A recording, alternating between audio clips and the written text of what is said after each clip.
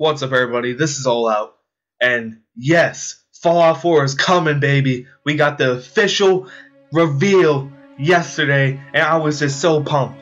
I was so excited I couldn't even put together a video. I could not think straight the whole day. I couldn't even come to grips with the fact that it actually happened. It was just so incredible. And now that I've calmed down just a little bit, I want to come and give you guys a video of my take on what I saw in the trailer and what my honest-to-God opinions are of Fallout 4. Now, I wanted to do kind of a trailer breakdown thing, you know, like Mr. Matty Plays and such and IGN and all them did, but I'm not that good with technology and editing, so I just decided to scrap that shit. So I just wanted to give you, you know, what I saw. Let's just get right into it. Obviously, the game is in Boston, and I am beyond excited for it because it's such a great setting. You know, there's tons of familiar places in Boston. As shown in the trailer, you know, the Bunker Hill Monument, the USS Constitution, the old State House, or whatever it's called, you know, the Golden Dome, the statue of Paul Revere, Fenway fucking Park. Oh my god, that has me so excited because I'm a huge baseball fan. I hate the Red Sox, but you know, Fenway Park is one of the most iconic places in all of sports. It's just so cool that they put a city inside of Fenway Park. That's so awesome. I digress.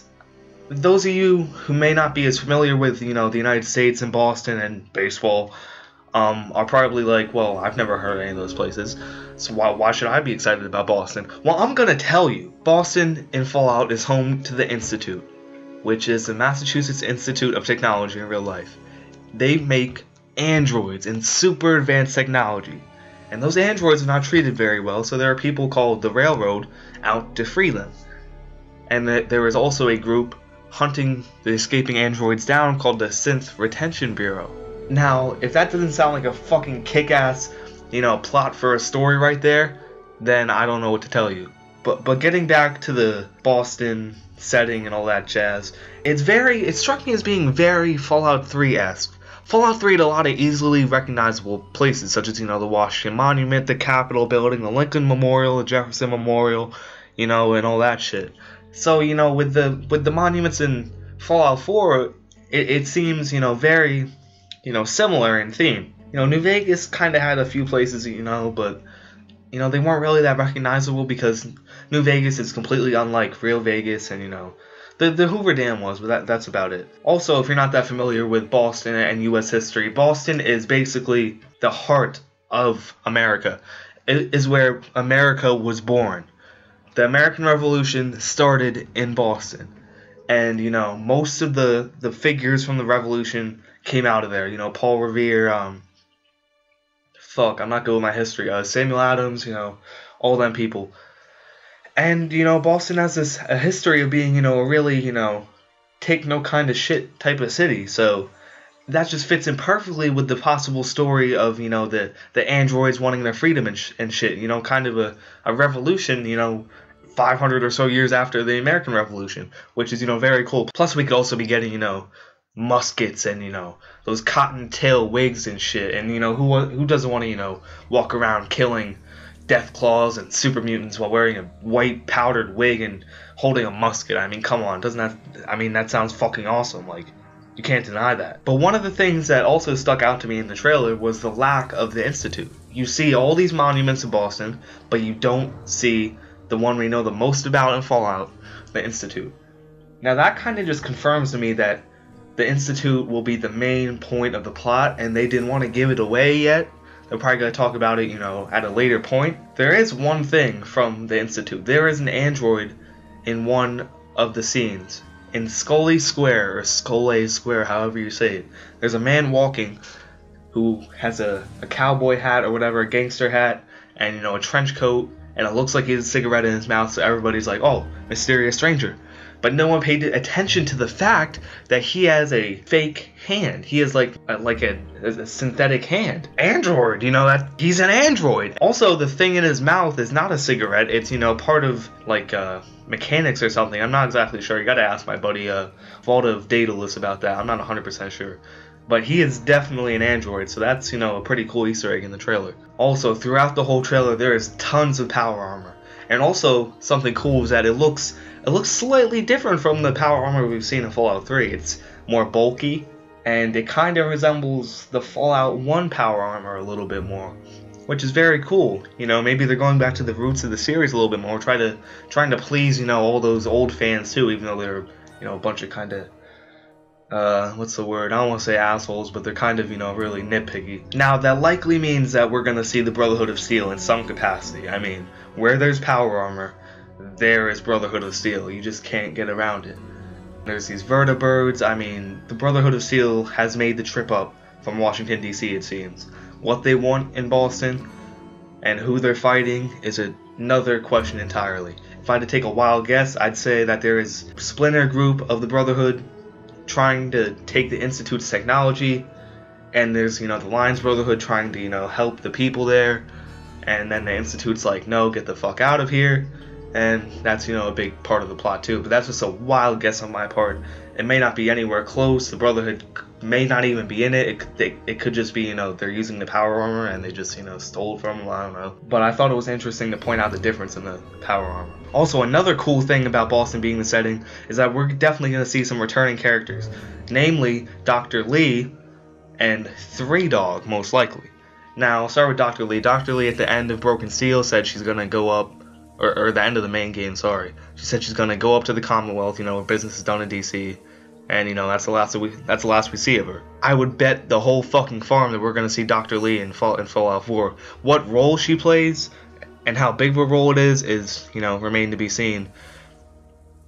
And I'd also wager that we're going to see the return of Three Dog. Maybe not in person, but at least on the radio. Because if the Brotherhood made the trip north to Boston, then, you know, Three Dog has to follow them. You know, he's the mouthpiece, he's the voice of the Brotherhood. And given all the teases that Eric Tydell sent out the past 3 fucking years, I'd be pretty fucking surprised if he actually isn't in the game at all. I've been asking him on Twitter for the past 2 days, but, you know, still no word. So hopefully, just can't talk about it yet, not until, you know, B3, but hopefully we'll learn more, you know, soon about Three Dog. Also, there's a character in Fallout 3 in the quest called the Replicated Man, which we learned everything about the Commonwealth in.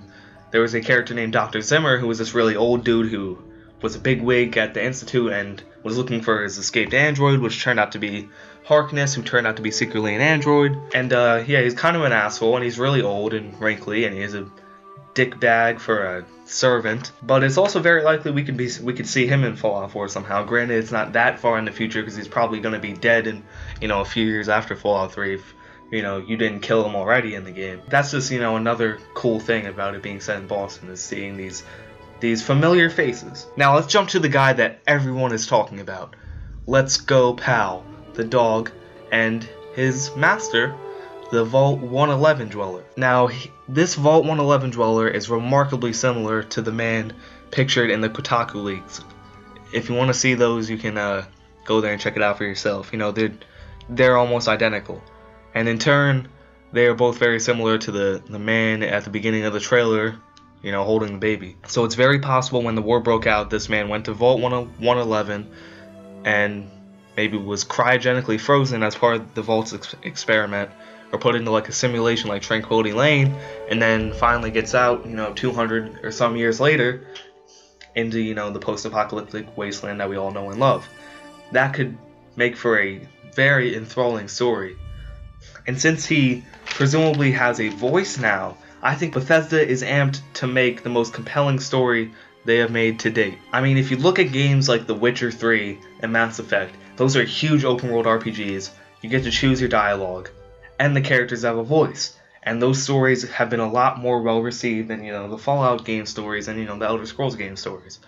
Just because the fact that your character having a voice makes most people more attached to him, and also lets, you know, the writers toy around a little bit more with, you know, the way they say things, and it's easier to get, you know, the emotions across rather than just pressing a thing and seeing someone else's reaction. But it's going to be a very controversial thing in the Fallout community. Fallout purists are going to hate it, so hopefully there's an option to turn it off in the game, but I wouldn't bank on that considering this is probably going to be the hallmark feature of Fallout 4. Another thing I've been getting bombarded by is people saying, oh, there's not going to be any character customization now, you only going to be able to play as this one male dude, and you can't, he has a voice, and Let me assure you, there will be character customization. There's just no doubt about it. Bethesda wouldn't make a game without character customization.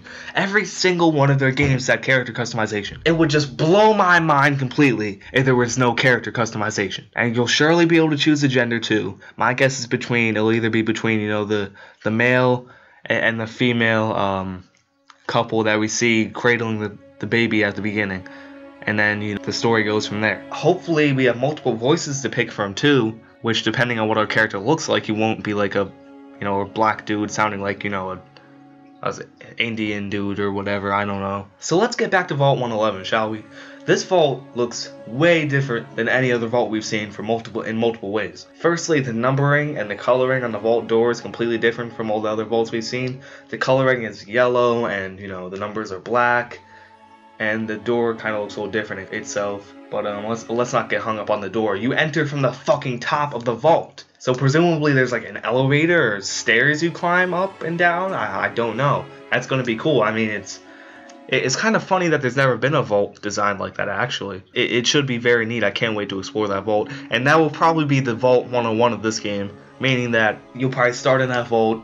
That'll be, you know, the main vault. As far as whose voice that was, with the dude saying "Let's go, pal" at the end of the trailer, a lot of people are saying Troy Baker. You know, I don't really know. I can't pick out Troy Baker's voice that well. He's in so many different games that I never even know it's him until I see the credits. I'm like, oh, Troy Baker.